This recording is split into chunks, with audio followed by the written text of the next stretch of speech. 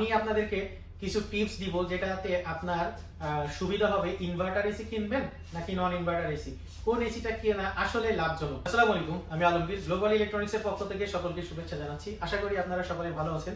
আজকে আপনাদেরকে জানাবো আপনারা যে এসি কেনার জন্য সিদ্ধান্ত নেবেন কোন এসি কিনবেন। যেমন অনেকে আছে ইনভার্টার কিনবেন নাকি নন ইনভার্টার কিনবেন, এটা নিয়ে সিদ্ধান্তহীনতায় ভোগেন। তো আমি আপনাদেরকে কিছু টিপস দিব যেটাতে আপনার সুবিধা হবে। ইনভার্টার এসি কিনবেন নাকি নন ইনভার্টার এসি, কোন এসিটা কেনা আসলে লাভজনক। এই মুহূর্তে বাজারে বিভিন্ন ব্র্যান্ডের ইনভার্টার এসি এবং নন ইনভার্টার এসি পাওয়া যাচ্ছে। তো নন ইনভার্টার এসির তুলনায় ইনভার্টারের ভেরিয়েশনটা এখন সবচেয়ে বেশি। বিভিন্ন ব্র্যান্ড যেমন আপনার বিভিন্ন কোম্পানি এখন ইনভার্টারের উপরে অনেক বেশি মনোযোগ দিচ্ছে। তার কারণ ইনভার্টারের ওয়ারেন্টি পিরিয়ড আগের থেকে অনেক অনেক বেশি বাড়াই দিচ্ছে। যেমন একটা ইনভার্টার এসি সর্বোচ্চ 12 বছর কম্প্রেসার ওয়ারেন্টি আছে, পার্টসের ওয়ারেন্টি আছে সর্বোচ্চ 5 বছর এবং ফ্রি সার্ভিস আছে আপনার 2 বছর। তো এখন দেখা যাক যে ইনভার্টার এসির সুবিধা আর নন ইনভার্টার এসির সুবিধা কি কি আছে। একটা ইনভার্টার এসি বারবার অন অফ হয় না। সে যখন আপনার রুমের টেম্পারেচারের উপর নির্ভর করে কম্প্রেসরের আরপিএম কমায় এবং বাড়ায়। আর নন ইনভার্টার এসি কি হয়, আপনার রুম টেম্পারেচারে যখন আসে তখন সে কম্প্রেসরটা অফ করে দেয়, আবার একটু পরে যখন টেম্পারেচার বেড়ে যায় তখন কম্প্রেসরটা আবার অন করে দেয়। আর নন ইনভার্টার এসির চেয়ে ইনভার্টার এসি, যেমন ইনভার্টার এসি করলে নন ইনভার্টার এসির তুলনায় 30 থেকে 50% পর্যন্ত এনার্জি সেভ হয়। আর নন ইনভার্টার এসি বারবার অন অফ হওয়ার কারণে এসির কম্প্রেসরে অনেক বেশি প্রেসার পড়ে, যেটা ইনভার্টার একবার অন হইলে রিমোট দিয়ে ছাড়া অফ হয় না। রিমোট দিয়ে অফ করলে দেন অফ হয়, সেক্ষেত্রে কম্প্রেসরের উপরে প্রেসার কম পড়ে, যে কারণে আপনার ইনভার্টার এসির ইফিসিয়েন্সি এবং ইফিসিয়েন্সি যেমন বেশি তেমনি দীর্ঘস্থায়ীও হয়। আবার ওয়ারেন্টি ইস্যুতে একটা নন ইনভার্টার এসির কম্প্রেসর ওয়ারেন্টি আছে 5 বছর, সেখানে ইনভার্টার এসির কম্প্রেসর ওয়ারেন্টি সর্বোচ্চ 12 বছর, কোন কোন ব্র্যান্ডে আছে আপনার 10 বছর।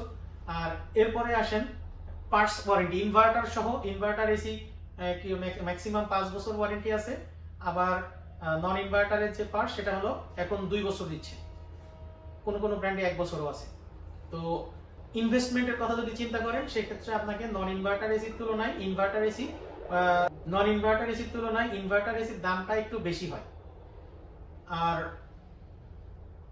যদি কারেন্ট খরচ এবং ওভারঅল পারফরমেন্সের কথা যদি চিন্তা করেন সেক্ষেত্রে নন ইনভার্টার এসির তুলনায় ইনভার্টার এসিটা আপনার দীর্ঘদিন চলার কারণে আপনার কারেন্ট খরচ কমানোর জন্য ওইটার রিটার্নটা আপনার চলে আসে, যে কারণে নন ইনভার্টার এসির তুলনায় ইনভার্টার এসি কেনাটা বেশি লাভজনক। একটা ইনভার্টার এসি রুমের প্রয়োজন অনুযায়ী তার গতি বাড়ানো বা কমানো এটা নিয়ন্ত্রণ করতে পারে। অন্যদিকে নন ইনভার্টার এসি একটা ফিক্সড আরপিএম এ চলতে থাকে, যে কারণে এটা বিদ্যুৎ খরচ বেশি হয়।